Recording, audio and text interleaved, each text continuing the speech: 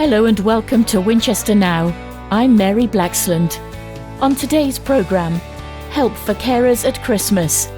And Santa gets a special shout out. Winchester Radio. Many of us will be looking forward to the Christmas break, but for carers it can be challenging looking after someone and coping with the extra pressures of Christmas. Now a Hampshire charity is reminding carers that there is help at hand. Judy Beaunier is a carer support advisor at Andover Mind. I think challenges that face people at Christmas, especially if you're a carer, are magnified. So if you're isolated during most of the year, then I think sometimes that can feel more intense as you come closer to Christmas, especially if you don't have any extra family or support. And how difficult is it for people to ask for help? I suppose some people maybe a bit reticent about coming forward and asking for help and when they need somebody to be there for them. Yeah, I think it's a really common thing that carers feel that they have to do everything themselves, otherwise they're not shown to be coping. But you really do need to reach out and ask for help. And if after Christmas you feel like taking that challenge on and getting some support for yourself, then you can always phone Andover Mind and ask to be referred to our service, because I will go out and visit people during the year, give them home visits and introduce them to some of our carer support groups.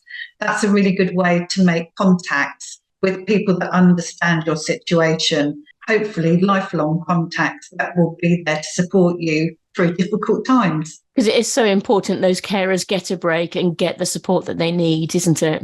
It is, yeah. And also, I think if you were to make contact with us, then we'll be able to introduce you to other ways of getting that support in place for you for perhaps next year. So things like take a break where you can have a few hours a week of support from the local authority. Or even if you're absolutely desperate, if Christmas has really stressed you out completely, then you could consider some respite for the new year and take time to look after yourself. And Christmas must be especially hard for someone caring for a loved one with dementia as well. Really hard. And I think the challenges of the person themselves with dementia of coping with Christmas are really quite difficult. The advice I would give is that to manage your expectations and have discussions with your family as to how Christmas might look this year. It might look very different. Half a day might be enough, only a few hours might be enough. And so the carer needs to feel confident that they can say, that's it, it's time to go home, or can we keep the noise down, please, even. These are all challenges that face them on a day-to-day basis. And Christmas, again, like I said, is just magnified. So a lot of us are planning family Christmases. There's a lot to think about. But when you're a carer, it's that much more complicated, isn't it? There's a lot more you have to think about. If you want things to run relatively smoothly, then yeah, I think manage your expectations. Don't set your goals too high. Involve everybody in the situation and what's going on. Share the load and accept help if it is offered. And if that load is getting too much, if that stress is getting too much, you've touched on it already, but where should people go if they're struggling?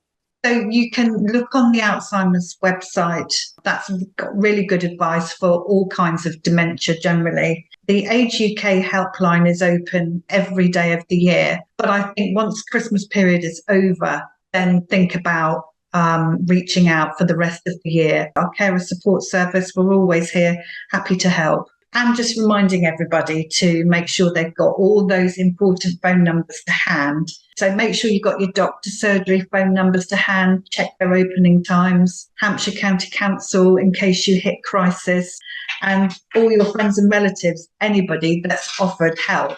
Make sure you've got their numbers close by.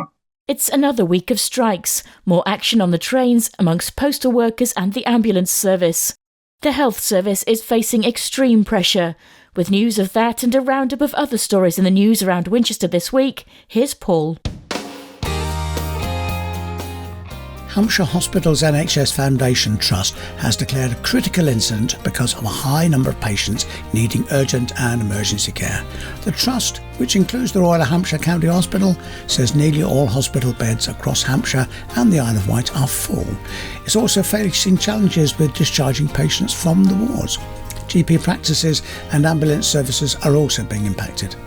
Managers are asking people to consider using the NHS 111 service if they need help, to ensure they have had a flu jab if eligible, and to support the hospital to get relatives back home again. Detailed plans have been unveiled for long-awaited improvements to Junction 9 of the M3 at Winchester. The work will link the M3 directly with the A34, avoiding the Winnell roundabout, a notorious black spot. The construction work will be completed in phases and includes building an underpass under the M3 and rerouting the motorway. Work could start in 2025 and take almost 3 years to complete. The plans can be viewed on the Planning Inspectorate website. There will be an opportunity for comments before a final go-ahead is given by the government. There's more disruption on Winchester's train service again this week, with further industrial action by the ARMT union, including an overtime ban. South Western Railway is advising passengers to check before they travel. In particular, on Christmas Eve, managers say that the network will close by 3 p.m, with last trains departing as early as midday. On the 27th of December, no services will operate before midday. South Western Railways has apologised for the disruption to Christmas travel plans. Winchester City Council is providing an extra £60,000 of funding to the city's Citizens Advice Service to help with the growing demand for its service amid the rising cost of living. It's in addition to funding already provided by the council and aims to provide more outreach work across the city. The Citizens Advice Service offers help with issues including managing money, debt, housing and benefits. Winchester Radio. Now, the festive season can be an expensive time of year for families, with the cost of food, presents and Christmas treats. Many people are being forced to cut their spending and make difficult choices this year because of soaring food costs and energy bills. We asked people in Winchester how they were faring. Is the cost of living affecting your Christmas this year? No. Just take it easy. That's all you got to do, take it easy. You still got to have electric, but take it easy. A little bit, yes. Just being a bit more careful what we spend and how we spend it. I suppose it is with bills going up, yes. Yeah, definitely. We've cut back a lot and we're not giving quite so many presents to the older people now in the family, just the younger ones. And how do you feel about having to make those sort of sacrifices and those decisions? I'm not happy, but we have to do it. We're pensioners and we really can't afford everything that's out there at the moment. Is the cost of living affecting your Christmas this year? Yes, it is. We're not buying so much. What things are you having to cut back on? Well, I think it's just downsizing Christmas a bit, really. Not buying so many presents for everyone, just being a bit more realistic. A lot, actually. I had to kind of distribute all the money a lot better than probably last year. Probably not doing as much things as other years because we cannot afford it anymore. Yeah, we're just dealing with it as we can. How is the cost of living affecting your Christmas? Not very well, no. Not having to make any cutbacks or make any hard decisions? I'm pretty mean anyway. Yes, it's made me less spontaneous, so I've actually now thinking of a budget. That's not altogether a bad thing, actually. It stops the kind of mindless spending. I still have enough money, and I think for people that don't, it must be really hard. No, not mine, but it is a lot of other people's, so I do feel sorry for a lot of people out there at the moment. Yes, yeah. So slowing down massively on going out and what we buy for the kids and food and drink especially. So yeah, massively reduced it really. So yeah. And how are you feeling about having to make those tough decisions? Not ideal. It's not ideal. It's got to make do ultimately. Yeah, it's a bit sad. It's tough, really, isn't it? Yeah, I've just got to hope that fuel prices go down and inflation drops, and hopefully things should catch up. Yeah, it's just going to be a tough year, isn't it? I think. Yeah. Now, Lucy Parr is a mum of 2 from Winchester, and both her daughters have multiple food allergies. That's why she's decided to write a cookbook to help others in a similar situation. It's called The Friendly Baker, and it has a year of plant-based recipes and allergy-friendly bakes. Anna has been speaking to her. Hi, I'm Lucy. I'm the Friendly Baker. And your book, The Friendly Baker, has got some lovely recipes in it. And when we're thinking about Christmas and New Year and people coming together and catering for people with different tastes and things they can and can't eat, there's going to be some great ideas in here. Tell us about the recipes in the book. Absolutely. So all the recipes are plant-based and they're all allergy-friendly. I give out substitutions so you can make them to your requirements. And it's a year of bakes, so it goes through the whole year, so there will definitely be things for Christmas. And there's a range of things, some that are savoury and sweet treats, and thinking about parties as well. Yes, everything like that. There's some puddings, there's some cakes, biscuits, snacks, savoury things as well. Just a range of everything, so for every occasion you should have something nice to cook for, so everyone can enjoy some nice food. If somebody is new to baking, are they going to find these recipes easy to do? Is it aimed at people who are experienced bakers? They're all very easy. There's some incredibly easy ones in there. There's some which involve a little bit more time and effort, but they're all easy. My daughters can do them all, so they're for everyone. So they're friendly, not just for you, but for your pocket, your skills. And that's the final key thing I was going to ask you. I mean, obviously we know we're all living in a cost of living crisis. So difficult, particularly in the winter months when people are worrying about fuel and their bills. Absolutely. And so there are going to be some recipes where somebody could look in their store cupboard and there'll be some everyday items and they can turn them into delicious meals. Absolutely. There's nothing unusual in there. There's no weird, expensive ingredients. They're all simple, easy to find things, and you should be able to make something delicious from those. And it's a bit mean to put you on the spot, but do you have one or two particular favourites? My favourite is, I think, if I'm looking at the book and the photos in there, it's the homemade Easter eggs. I love that photo. And another favourite is the cookies and cream cloud pie, because it's unlike anything you've ever tried before. Lucy Parr there speaking to Anna. Time now for our regular shout-outs, and one for a very special man in a red suit. Here's Ron. A big thank you has been given to all those who donated toys and gifts to the Winchester Salvation Army Present Appeal and to other similar schemes around the city. Gifts are being distributed to families who might otherwise have missed out. Now a shout out to stars from Portsmouth Football Club who brought festive cheer to Naomi House and Jack's Place near Winchester.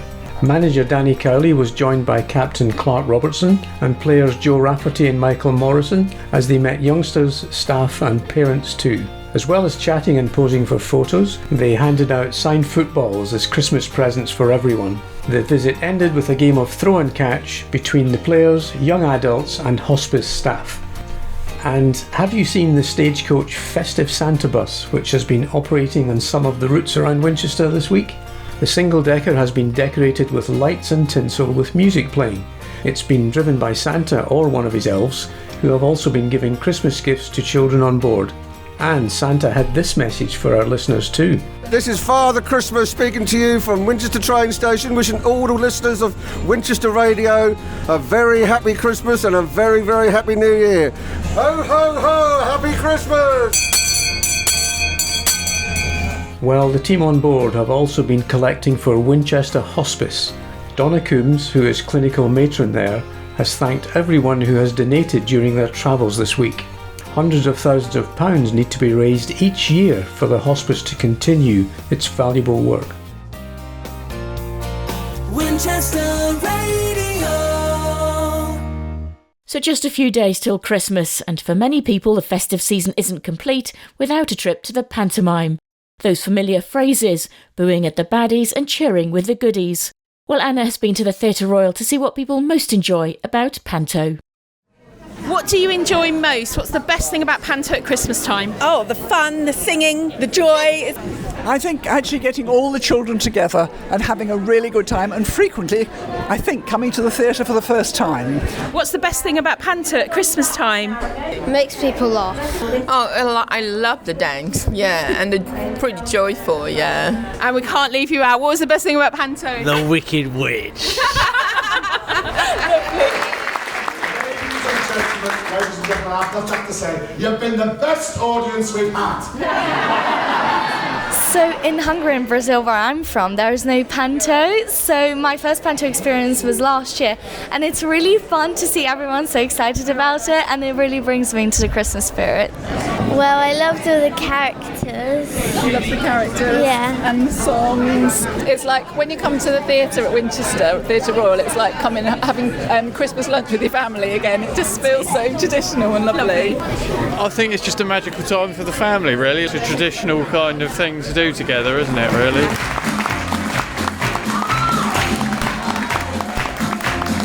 What is the best thing about panto at Christmas time? The energy and the enthusiasm in the building. Or just taking your children and having a fantastic time and watching them enjoy it. I like pantos at Christmas time because they're really joyful and it just makes me feel really jolly. The best thing about panto at Christmas time is coming to your local theatre in Winchester and seeing the actors perform, the audience rise to the occasion, and just the magic that it brings to the family. And finally, we leave you today with some special messages from the stars of The Wizard of Oz at the Theatre Royal, to our listeners in and around Winchester and those in the Royal Hampshire County Hospital. Thank you for listening to Winchester Now. Myself and all the team wish you a very happy Christmas. Hello, this is Auntie M from the Theatre Royal Winchester's Panto, The Wizard of Oz. I'm here to wish you all a wonderful festive period, wherever you are and whatever you're celebrating with. Good tidings to one and all. Ta-da! Howdy! This is Dorothy Gale from the Theatre Royal Winchester's Panto, The Wizard of Oz. If I had one wish from the wizard, other than to get home to Kansas, it would be to wish everyone in the hospital at this time of the year were feeling poorly well. There's no place like home, but I know the hospital staff or your loved ones caring for you will do their best to make it a very special Christmas for everyone in their care. Merry Christmas and a Happy New Year! Hip hip hooray!